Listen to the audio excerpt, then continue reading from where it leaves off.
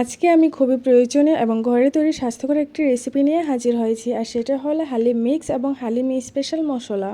আর এটি কিভাবে ঘরে বানিয়ে রান্না করতে হয় সেটাও আজকে আমি আপনাদের সাথে শেয়ার করব, যেটা দিয়ে আপনারা খুব সহজেই ঘরেই তৈরি করতে পারবেন সুস্বাদু এবং মজাদার হালিম। এখানে আমি প্রথমে হালিম মিক্স বানিয়ে নিব। এখানে আমি হালিম মিক্স তৈরি করার জন্য নিয়েছি হাফ কাপ বাটার চাল, পৌনে 1 কাপ পোলাওর চাল, এখানে নিয়েছি হাফ কাপ মুগ ডাল, হাফ কাপ খেসারি ডাল, পৌনে 1 কাপ গম, হাফ কাপ বুটের ডাল, হাফ কাপ মসুরি ডাল, আর নিয়েছি পৌনে 1 কাপ মাসকলার ডাল। এগুলো আমি হালিম মিক্স তৈরি করার জন্য নিয়েছি। হালিম মিক্সের মশলাটি বানানোর জন্য এখানে নিয়েছি রাঁধুনি, গোটা ধনিয়া, মৌরি, সরিষা, জিরা, মেথি, সাদা গোলমরিচ, কালো গোলমরিচ, সাদা এলাচ, কালো এলাচ, জয়ত্রী, আর নিয়েছি শুকনো মরিচ, তেজপাতা। এখন আমি হালিম মিক্সের মুগ ডালটা একটু ভেজে নিচ্ছি। মুগ ডালটা ভাজা হয়ে গেলে আমি গমটাও একটু ভেজে নেব। চুলার আঁচটা মিডিয়াম টু লো রাখতে হবে, বেশি হিটে এগুলো ভাজা যাবে না।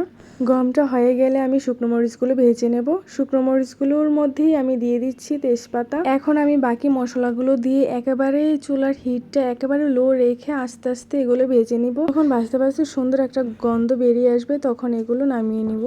এগুলো নামিয়ে এখন আমি এগুলো ব্লেন্ডার করে নিচ্ছি। ব্লেন্ডার করা হয়ে গেলে এর মধ্যে আমি কালো সরিষা অ্যাড করব।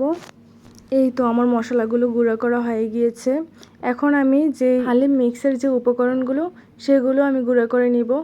এখানে প্রথমে আমি গম আর বুটের ডালটা গুঁড়া করে নিচ্ছি, এভাবেই আমি সবগুলো গুঁড়া করে নিব। এই তো আমার এই গুঁড়াটা হয়ে গিয়েছে। যেহেতু আমি এগুলোর সাথে সাথে রান্না করব সেহেতু আমি এগুলোর মধ্যে গরম জল দিয়ে দিচ্ছি। ফুটন্ত গরম জল দিতে হবে।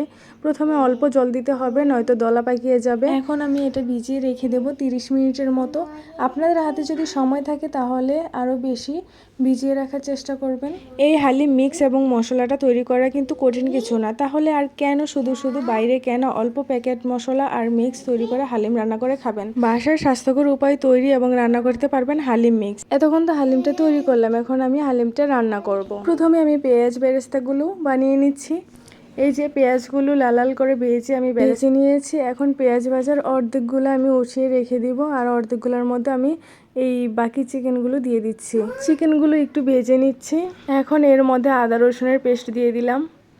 এগুলো দিয়ে একটু কষিয়ে নিচ্ছি।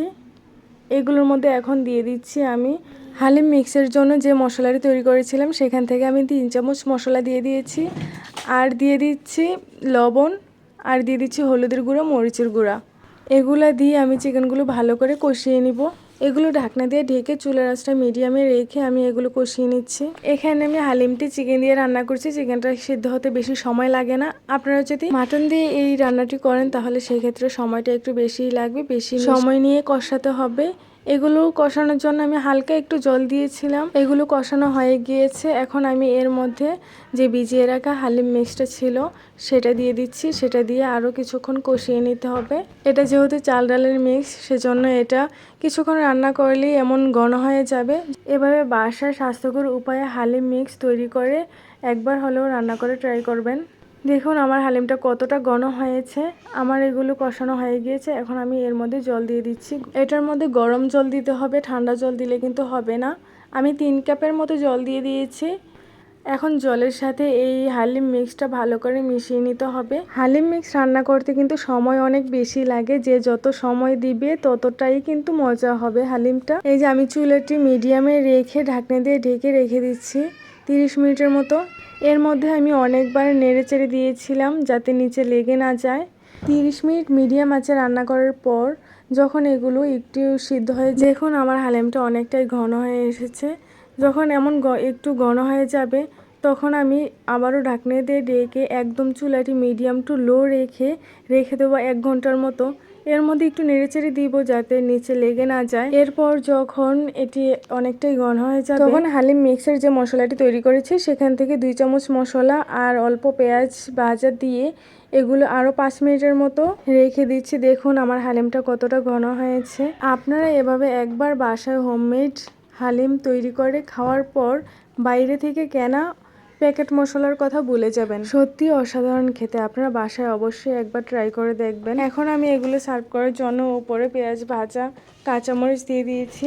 বন্ধুরা আপনাদের যদি আমার এই ভিডিওটি ভালো লেগে থাকে তাহলে একটি লাইক করে দিবেন।